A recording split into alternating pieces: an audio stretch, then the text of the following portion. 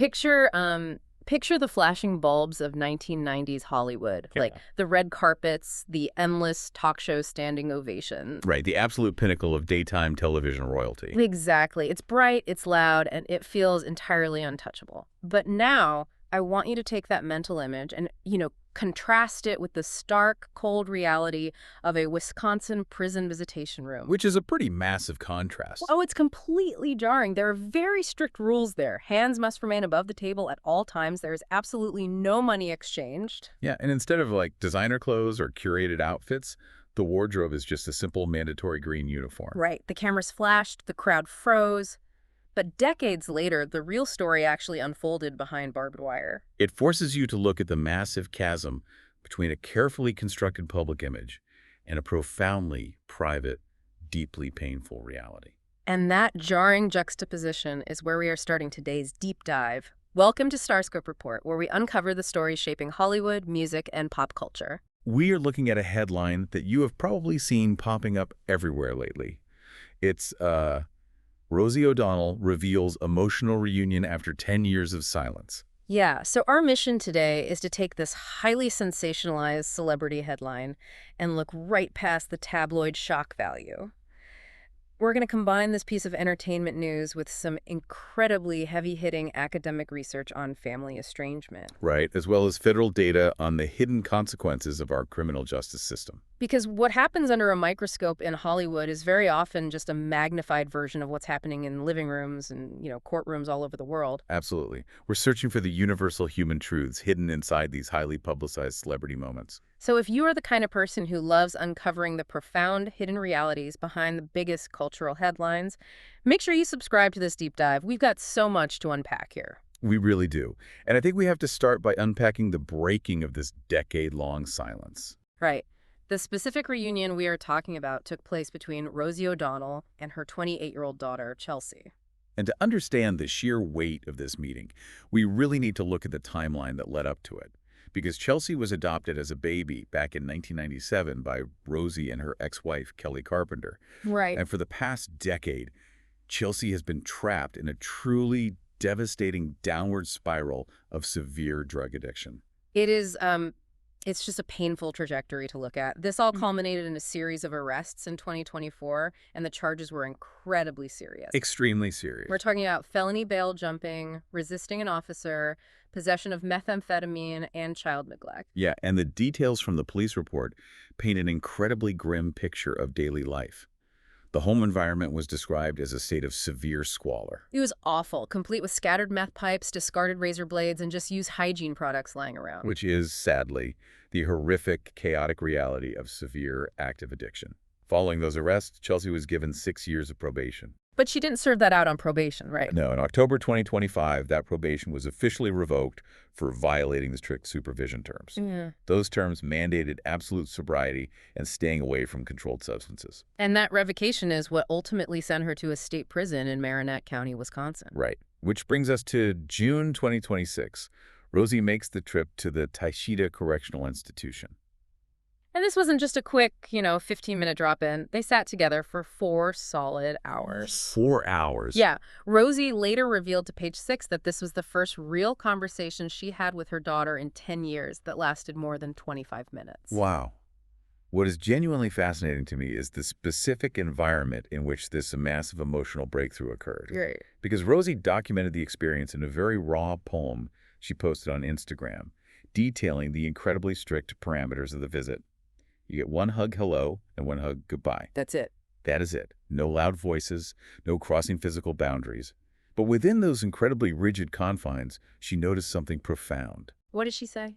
She wrote about looking at Chelsea and seeing clear skin, rested blue eyes, and a sense of calm in that mandatory green uniform. That's so striking. And they spent those 4 hours just talking until, actually, a severe tornado warning cut the visit short. Yeah, of all things, a tornado warning. Right.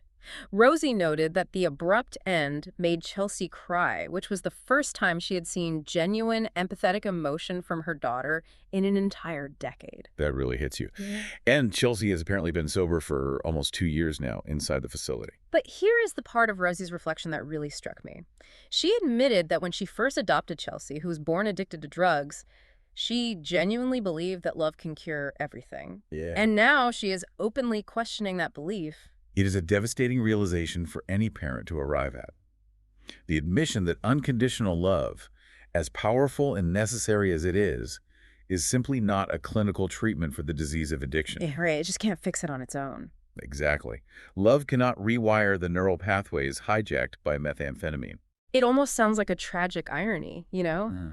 A mother-daughter relationship that began with immense wealth, celebrity access, and every conceivable resource completely shatters in the free world. Right. Yet it finds its first moments of genuine clarity and healing in one of the most restrictive, highly monitored, artificial environments on Earth. Well, I mean, in the free world, addiction thrives in the shadows. It relies on chaos, evasion, and the constant blurring of boundaries to survive. That makes a lot of sense. But a prison environment, despite its immense flaws and the deprivations it causes, forcibly removes the chaos of the substance. It imposes absolute, non-negotiable boundaries. Right, there's no wiggle room. None. For the first time in 10 years, this mother and daughter weren't trying to navigate the endless manipulation or the sheer panic of active addiction. They were just two people sitting across a table, forcibly stripped of their usual defenses, required to simply be present. Forced to be present. I love how you phrase that. But to understand how a mother and daughter end up sitting across from each other in a prison visitation room in the first place, we have to look at the silent epidemic they were suffering from long before the handcuffs were ever involved. And that's not even the wildest part of this whole situation. Yes. To really understand that 10-year gap, we need to shift our lens to the clinical research. Right. When you dive into the social work surrounding this, specifically the work of Dr. Kylie Aguilius in her book, Family Estrangement, A Matter of Perspective, you realize our mainstream definition of estrangement is totally warped. Yeah, I think people tend to think of it as just a really bad argument where someone screams, slams a door, storms out, and never comes back. Exactly, like a movie scene. Right, but Aguilius makes it clear that it is so much deeper and much more agonizing than a single betrayal. She defines estrangement as an inordinately traumatizing experience, entwined in contradictory beliefs, ongoing survival mechanisms, and a fundamental collapse of trust. It happens when at least one family member considers reconciliation either completely impossible or highly undesirable. And she makes a very crucial distinction between two different types of estrangement, which are physical and emotional. Okay, so physical estrangement is what we usually picture in our heads, right? It's changing your phone number, refusing contact, moving to a different state, and entirely ceasing any physical presence in the other person's life. Yes, that's physical. Yeah. But emotional estrangement is so much more insidious. It's having limited, incredibly uncomfortable contact. Like the holidays. Exactly. It's that false politeness at a Thanksgiving dinner where everyone is acting apart, walking on eggshells, desperately avoiding any topic that might trigger an explosion. So you are technically in the same room, but you are light years apart. Precisely. And if we overlay that framework onto Rosie and Chelsea, it perfectly illustrates Aguilius's concept of cyclical estrangement. Cyclical estranged. Yeah.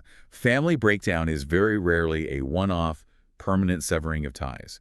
Families, especially those dealing with chronic, turbulent issues like severe addiction or untreated mental illness, often fluctuate. So they go back and forth. Right. They cycle between periods of total physical distance, periods of emotional distance where they're superficially interacting, and brief, incredibly fragile reconciliations. This cycle can just churn on for decades. Which perfectly explains Rosie's comment that this was their first real conversation over 25 minutes in 10 years. They clearly had moments of contact during that decade, but it was heavily guarded, emotionally estranged contact. Yes. And, you might assume this kind of total family breakdown is rare, reserved for tabloid drama or extreme outliers, but Aguilius cites a massive UK survey that reveals a startling hidden epidemic occurring right under our noses. The numbers are staggering when you really look at them. The research suggests that 8% of people, that is roughly 1 in 12 adults, are physically estranged from at least one family member. 1 in 12. Think about your office.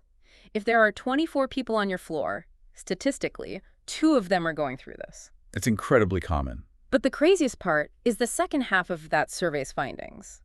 73% of people say they are completely unaware of anyone in their social circles, families, or workplaces experiencing estrangement. Which is such a paradox. Right.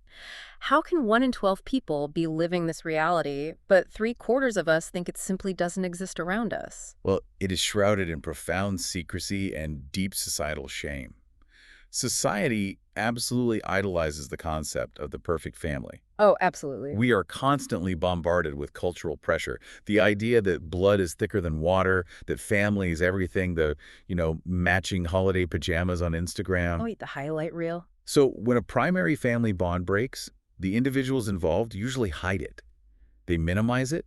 They feel like they have failed at a fundamental human task, so they just swallow the pain and don't talk about it at work or with friends. I have to push back on that societal stigma for a second, though. Yeah. Because society almost always vilifies the stranger, the person who actually initiates the break, the one who walks away. They do. But looking at Chelsea's decade of severe active addiction with meth pipes and squalor, isn't walking away sometimes a completely healthy boundary? Couldn't estrangement actually be a necessary survival tactic rather than some sort of moral failing? Aguilius's research heavily validates your point there. She notes that in many cases, estrangement is initiated purely as a survival mechanism. Right. The person stepping away often believes that cutting ties is their absolute only chance of moving forward, of protecting their own physical safety or mental health, or escaping a cycle of ongoing trauma. Which makes total sense. It is incredibly unfair that society automatically assumes the person who leaves is just being cold or unforgiving. In reality, it is frequently a desperate, agonizing act of self-preservation. Sometimes the most loving thing you can do for an addict and for your own sanity is to simply stop participating in their chaos. So we've looked at the mother and we've looked at the daughter. We see the mechanics of their estrangement and their eventual reunion. But later in the episode, we'll talk about the shocking twist nobody saw coming. There is a third generation caught in this cycle. Yeah, family estrangement and incarceration rarely stop at just two people. There is always a generational ripple effect that alters the trajectory of the entire family tree. And that brings us to the most heartbreaking detail from Rosie's update. Chelsea is a mother herself. She has 4 young children, 3 girls and 1 boy. Right. And Rosie noted in her post that these 4 children have not visited their mother in prison. It's a devastating reality for that specific family, but it introduces a much wider systemic crisis. To understand the sheer gravity of this, we turn to a federal report from the National Institute of Justice, or NIJ. And what did they find? Well, the report is titled Hidden Consequences: The Impact of Incarceration on Dependent Children. And it turns out Chelsea's 4 children are part of a massive, often completely invisible demographic in our country. The NIJ estimates that between 1.7 and 2.7 million children in the United States have experienced parental incarceration. Let that number sink in. Let's ground that number for a second. If you look at your kid's 3rd grade classroom, statistically, at least 2 or 3 of those kids are dealing with the fallout of a parent being in the criminal justice system right now. Yeah. And the report points out that this burden is not shared equally. It disproportionately affects communities of color, specifically African American and Hispanic children. And the NIJ report outlines the massive, cascading threats these children face the moment a parent is locked up. We are talking about severe psychological strain, clinical depression, sudden economic hardship, and a significant increase in what they call externalizing behaviors. Okay, let's define externalizing behaviors for a second, because it sounds like clinical jargon, but it's actually something teachers see every day. Yeah, it means the internal trauma is spilling outward. The child starts acting out, becoming physically aggressive on the playground, violently rebelling against authority figures at school, or engaging in early criminal activity. So it's basically the kid just acting out their pain. Exactly. It is the child externalizing their internal chaos, which unfortunately creates a cycle that threatens to repeat itself with the next generation. When we hear that Chelsea's kids haven't visited her, our initial human reaction is just, sadness. We think, oh, those poor kids need to see their mom. Prison visitation would fix this. Just let them hug her. Which is a natural reaction. But the actual science of prison visitation is incredibly complex. It is highly counterintuitive, actually. The NIJ funded research specifically looking at the psychological impact of prison visits on children. And what they found is that visitation only benefits the child psychologically if there was a strong, positive, stable parent-child bond prior to the incarceration. Okay, wait, so what happens if there wasn't a strong bond? Or what if the relationship was deeply toxic? That's the core issue here. For instance, in a case involving severe child neglect, like kids living in a home surrounded by discarded razor blades and meth pipes. If the prior relationship was toxic or non-existent, forcing or heavily encouraging prison visits can actually be incredibly harmful to the child's psyche. Really? Yeah, the research showed that in those specific cases, walking into a prison, passing through metal detectors, and seeing the parent in that environment actually triggers those externalizing behaviors we just talked about. It further traumatizes the child rather than healing them. So it almost sounds like prison visitation isn't a magic wand that suddenly creates a healthy, loving relationship out of thin air. It's a magnifying glass. Magnifying glass, yes. It only amplifies what was already there before the prison doors locked. If there was love and stability at home, a visit magnifies that connection and helps the child cope with the separation. If there was trauma, fear, and neglect, the visit just magnifies the trauma. That is the perfect way to conceptualize it. It explains exactly why correctional facilities and child welfare agencies can't just mandate family visitation as a blanket, one-size-fits-all policy. Every single child's emotional safety has to be evaluated individually. So what does the expert consensus actually say about how we protect these 2.7 million kids? If forcing visits isn't always the answer, what is the solution to catching them before they fall? The NIJ report highlights that the ultimate solution relies on breaking down the massive silos between our government systems. Right now, the process is entirely fragmented. Fragmented how? Well, a parent might be arrested by local law enforcement, sentenced by the criminal courts, and sent to a state correctional facility.